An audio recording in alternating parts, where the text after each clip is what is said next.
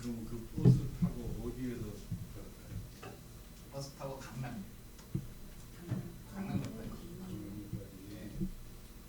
버스가 보통 하나님 말씀 이사야 31장 1절에서 3절 말씀을 보겠습니다. 구약 성경 1001쪽입니다.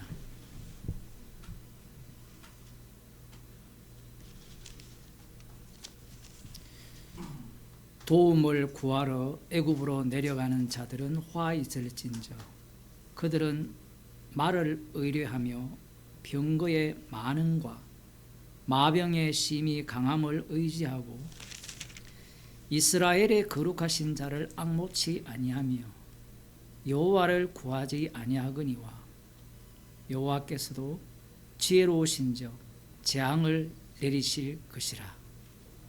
그 말을 변치 아니하시고 일어나사 악행하는 자의 집을 치시며 행악을 돕는 자를 치시리니 애굽은 사람이요 신이 아니며 그 말들은 육체요 영이 아니라 여호와께서 그 손을 드시면 돕는 자도 넘어지며 도움을 받는 자도 엎드러져서 다 함께 멸망하리라. 아멘. 애굽으로 도움을 구하러 가는 이유는 뭐 당연하겠죠. 도움이 될 만하니까 가는 것이고 상대가 막강한 군사력을 갖고 있다면 그 군사력에 대항할 만한 힘을 갖고 있는 나라로 가서 도움을 구하는 것은 당연한 겁니다. 임진왜란 때 청나라의 도움을 구했잖아요. 명나라입니까? 감사합니다. 그게 뭐 잘못됐느냐라는 거예요. 그것은 이 세상의 원리로 당연한 거잖아요. 힘이 약하면 강한 자에게 도움을 구하는 것. 애굽을 생각하면 우리들이 출애굽기를 떠올릴 수 있는데 이스라엘 백성들은 이렇게 빨리 하나님께서 이스라엘 백성들을 도우신 일을 잊어버리느냐라는 겁니다. 그럴 수밖에 없습니다. 왜 그러냐 하면 홍해바다를 금세 갈랐는데 금세 잊어먹어요. 찬양을 해놓고. 그 이유는 다급해요. 다급하다는 겁니다. 현실이 지금 다급하잖아요. 갑자기 뭐 애가 병원에 가야 되는데 돈이 없다. 다급하면 돈 빌려줄 사람 찾아가야지. 요즘은 머리가 좋아서 기도하고 빌리는 사람, 주여 저 사람 마음을 바꾸게 하옵소서. 하나님께서 이런 상황을 만들지 않으시고 애굽으로 도움을 구하러 가지 않게 하시면 좋을 터인데 하나님께서는 언약대로 하시는 겁니다. 언약대로. 그 언약의 배반자이기 때문에 하나님께서 이들에 대해서 하나님께서 심판을 하시겠다. 재앙을 내리시겠다. 이렇게 말씀하고 있는 겁니다. 여기에서 보면 이스라엘의 거룩하신 자를 앙모치 아니하며 여호와를 구하지 아니하거니와. 우리 같으면 여호와를 구하는 게 더 쉽지 않아요? 기도만 하면 되잖아요. 우리는 어떻습니까? 여러분의 삶에 있어서 기도부터 합니까? 애굽부터 내려갑니까? 문제가 있죠.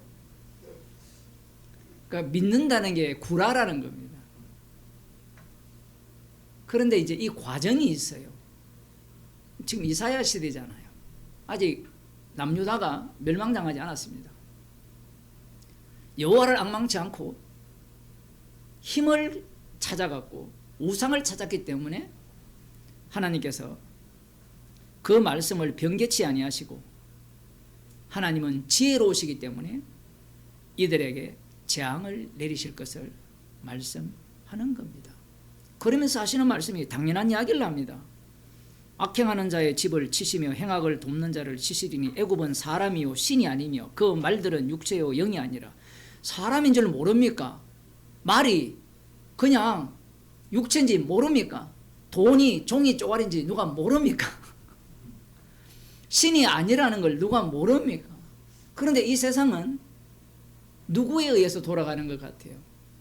돈에 의해서, 말과 군사력에 의해서 돌아가는 것 같잖아요. 트럼프가 미국의 힘을 믿고 지금 폭력을 행하잖아요. 폭력. 제가 이렇게 표현했을 때 트럼프가 선하지 않다는 말은 아니에요. 오전에도 설교했지만 자기 입장에서는 다 선이에요. 주님 쪽에서 보면 다 악이고요. 그렇게 할 수 있는 이유가 힘을 믿기 때문이잖아요. 그런데 상대가 더 강하게 몰아붙이니까 한 달 후 이렇게 또 나오고, 뭐 그런 모습은 당연한 모습인데 문제가 뭐냐면 그 돈의 위력, 군사력의 위력이 신이 아니잖아요. 그런데 사람은 어디를 의지해요? 헌법재판관을 의지합니다. 이쪽이든 저쪽이든 어떤 판결을 내기든 내 편만 되어라는 거죠.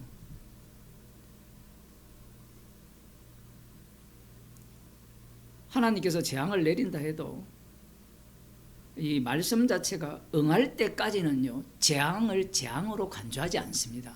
인간은 그래요. 여러분, 우리 죽는다는 걸 다 알죠? 한 번 죽는 것은 사람에게 정해진 것이고 그 위에는 심판이 있다는 것도 다 알죠. 근데 죽음을 경험했습니까? 죽음을 경험했다는 사람들은 다 구라쟁이들이고 사기꾼들이고요.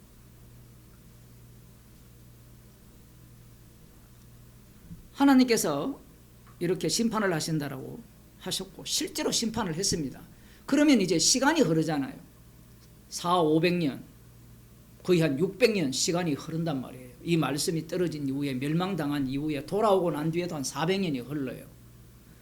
성경의 기간이 400년 이렇게 이야기하니까 아득한 것 같은데, 눈 깜짝할 사이인데, 그 시간이 흐르고 난 뒤에 짐승의 나라에서 이사야 말씀을 대하는 남은 자 유대인들의 태도가 어떨 거냐라는 겁니다. 지금도 마찬가지예요. 정통 유대인들은 이 이사야 선지자 말씀을 다 외우거든요. 1장부터 66장까지.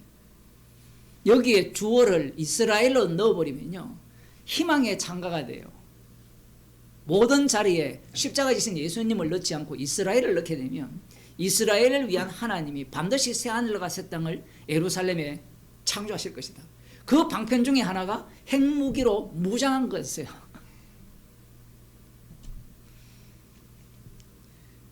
그러한 어떤 기대를 품고 있는 겁니다. 그렇게 되면 그들이 애굽을 찾아갈까요? 아니면 여호와를 찾겠습니까? 이미 한번 실패를 했잖아요. 그러면 당연히 여호와께 구하는 겁니다. 그 여호와께 간구하고 기도하는 자들이 누구냐라고 하면 남은 자 유대인들이에요.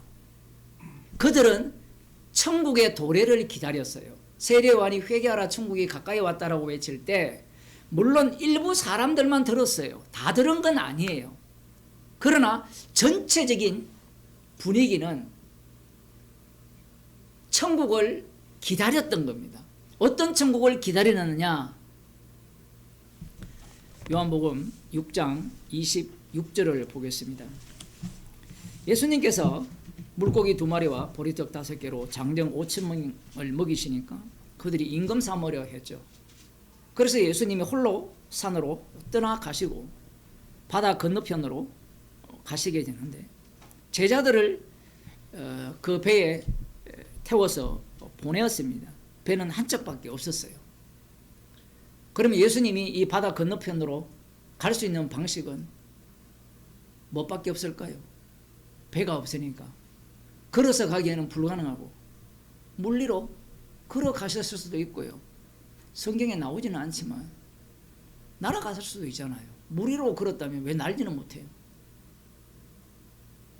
성경 밖으로 제가 나갔습니까? 그래 물리로 그렇다 칩시다. 그렇게 생각한 사람들이 예수님을 찾아온 사람들이에요. 봅시다. 24절 무리가 거기 예수도 없으시고 제자들도 없음을 보고 곧 배들을 타고 예수를 찾으러 가버나움으로 가서 바다 건너편에서 만나 랍비여 어느 때에 여기 오셨나이까? 이 질문 자체가 어느 때 어떻게 왔느냐라는 거예요. 그러면 물고기 2마리와 보리떡 5개로 장정 5,000명을 먹이신 그분이 신적 능력으로 오셨을 것이라고 예상할 수밖에 없습니다. 모세를 생각해 보면 홍해 바다를 마른 땅처럼 건넜고 요단강을 여호수아가 마른 땅처럼 건넜잖아요. 그러한 일을 하신다라고 확신을 한 겁니다.